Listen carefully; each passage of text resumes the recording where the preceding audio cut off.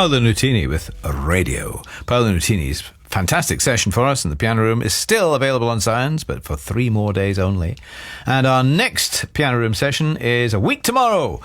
From Maida Vale, the wonderful Paul Heaton and Jackie Abbott. That's next week. This week, there's James Patterson's Tracks of My Years shortly. Radio 2, BBC Sounds app, smart speaker, and 88 to 91 FM.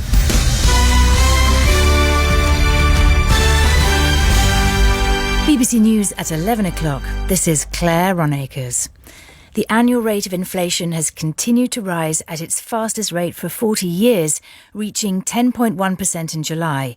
Increasing prices for food and non-alcoholic drinks were the biggest contributing factors.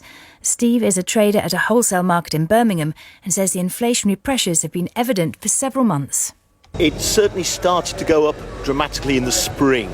Around about April time, for instance, salmon probably went up about 70 or even 80% in about the space of a month. So that put huge pressure on. All the prices had to be passed on if you're working at fine margins, as we do. Suddenly something goes up 80%, you cannot absorb that. It has to go up that much to the customer.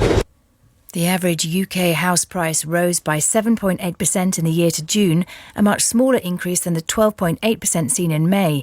The Office for National Statistics said the average home now cost £286,000 and that prices had reached record levels in England, Wales and Scotland.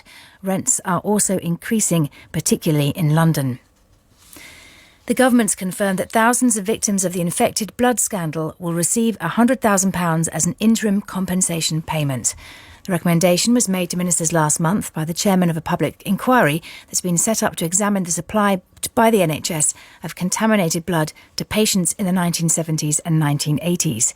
Clive Smith, who chairs the Haemophilia Society, has welcomed the news but says there's still a long way to go. It's the beginning. The fact that compensation is being paid is a hugely significant thing. But there are still thousands who are left behind by this and will still have to continue the wait for compensation, many of whom have given up their lives and their careers to care for loved ones.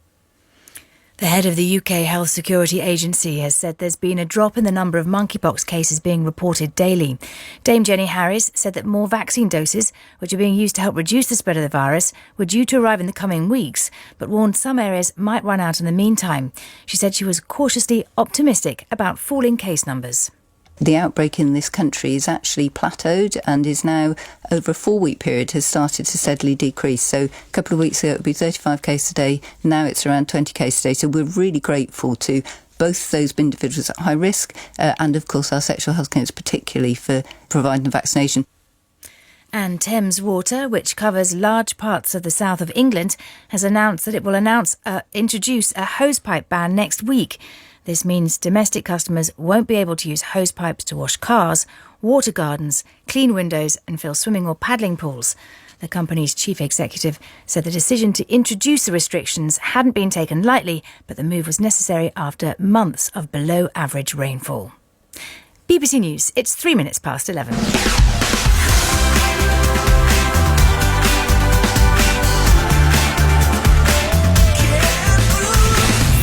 Listen live on the BBC Sounds app.